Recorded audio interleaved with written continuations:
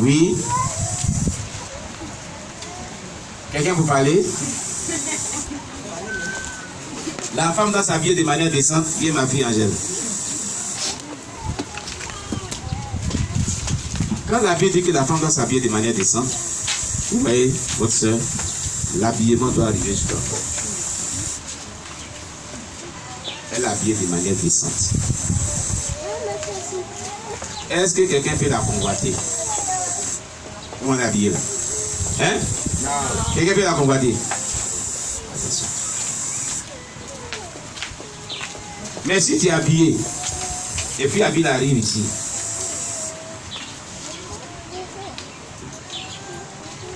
ils ne vont pas te convoiter. Non, on est dans la vérité, hein? On est dans l'église. Jésus est présent. Il est dit, si tu es habillé, puis la ville arrive ici, là, ils ne vont pas te convoiter. Pourquoi? Jésus dit, ils ont envoyé une femme adultère, et puis Jésus dit non.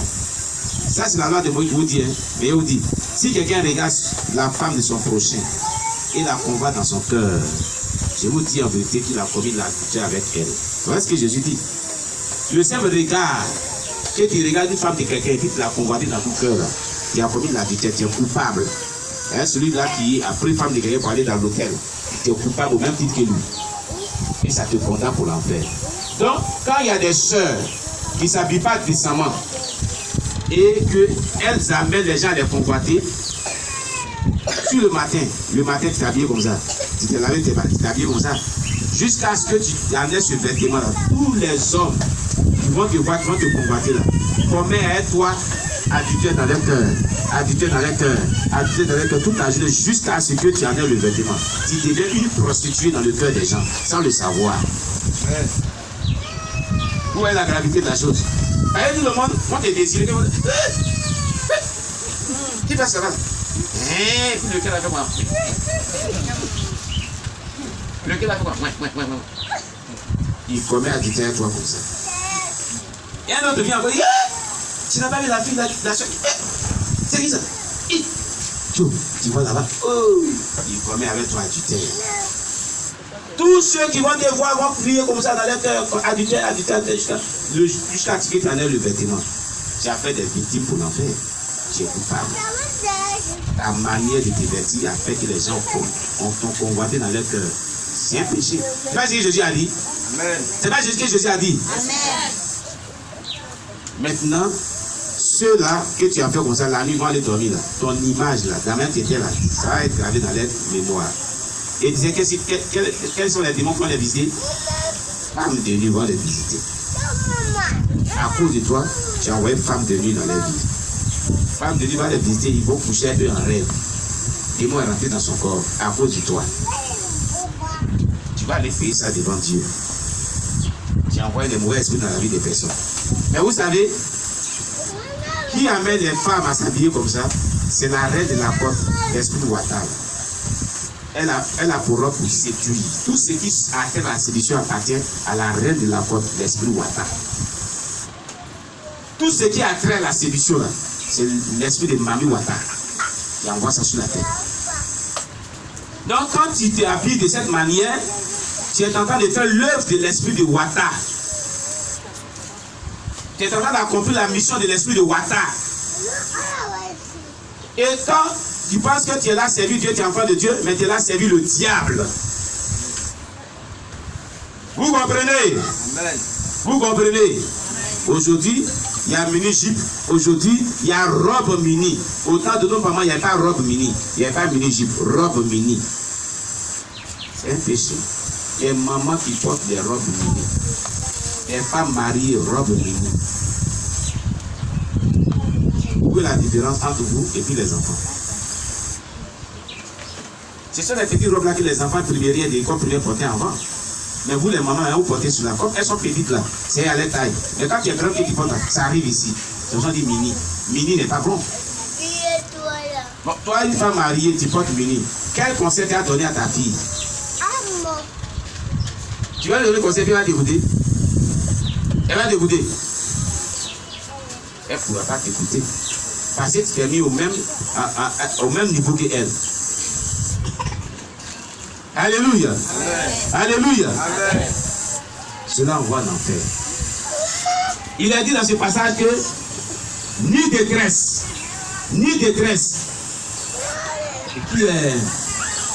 qui est à l'école primaire, il y a un enfant qui fait CE1, CE2 ici. Merci les enfants. Il y en a qui font CM2 ici. Il y en a qui sont en 6e, en 4e, terminale. Bon. Il y a des personnes qui ont, comme nous aussi, on a fréquenté. Leçons de grammaire, là, quand on parle des différentes formes de phrases. Là. La phrase affirmative, la phrase négative, la phrase exclamative, la phrase interrogative. Vous vous souvenez de ces phrases-là? Non, on en parlait dans l'école primaire, non? Hein? Est-ce que vous vous souvenez? Bon, la phrase négative, c'est tout ce qui est ne pas, n'a pas, non, ni. C'est pas ça? Ça veut dire que, quand on dit présent, tu ne dois ni te coucher ici. Est-ce que tu vas te coucher là? Hein? Non. On ne doit ni voir de la saleté dans le temple de Dieu.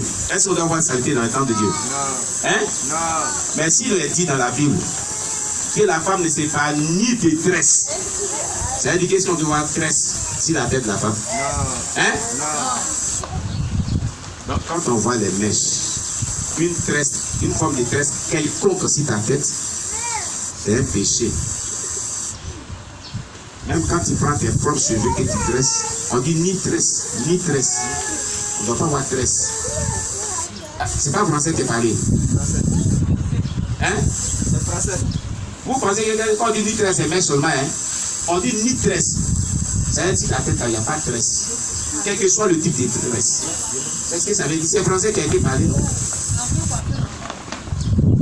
Bon, si tu payes tes propres cheveux naturels, tu payes. Mais tu ne dois pas tresser cela. Tu ne dois pas natter. Natter, c'est entrelacer, c'est tresser. Si tu coiffes, tu dois te raser. La Bible dit, oui, la Bible dit, il est honteux que, la Bible dit que la femme ne doit pas se couper les cheveux. Amen. Vous comprenez? Si elle ne veut pas se voiler, qu'elle se rase la tête. Si elle peut accepter sa tête rasée, c'est que elle ne sait. C'est dans la Bible. Attendez, on va dire le passage. Regardez la Bible. Regardez la Bible. 1 Corinthiens 11, je crois, ou 16.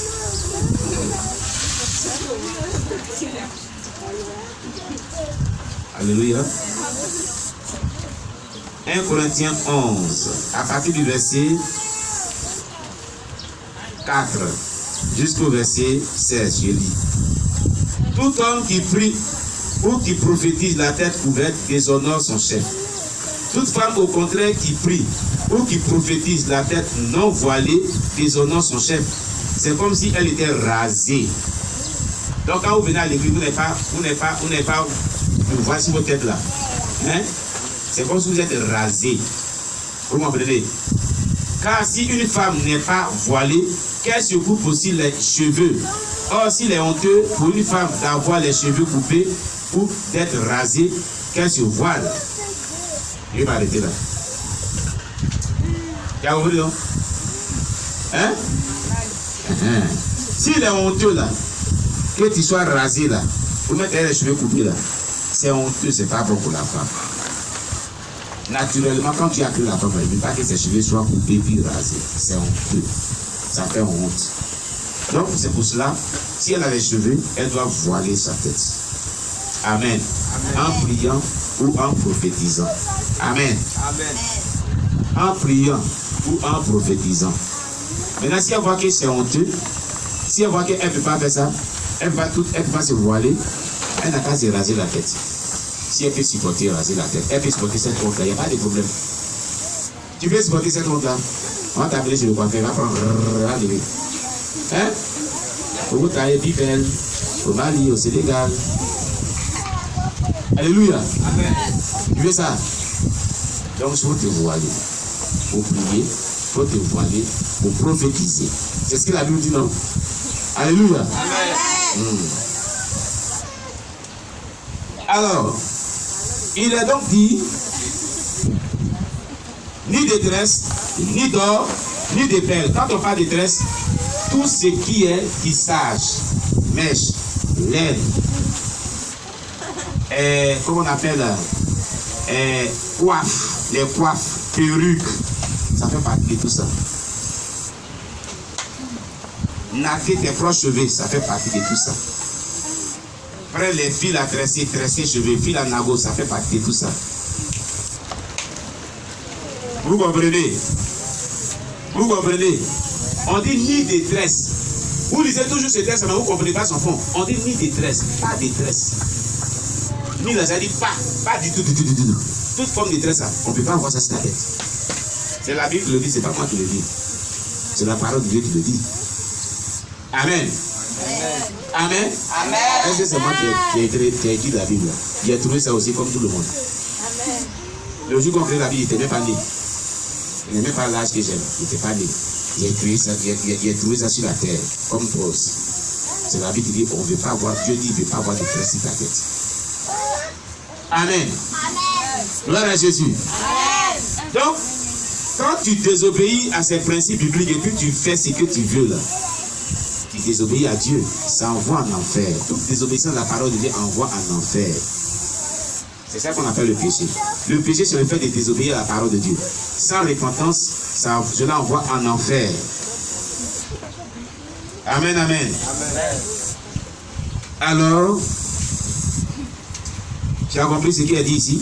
Amen. Que Dieu soit loué. Amen. Que Dieu soit loué. Amen. Donc,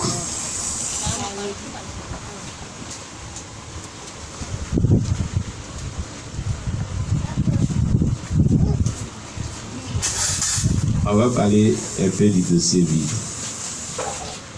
Gloire à Jésus-Christ. Dans le dossier vide,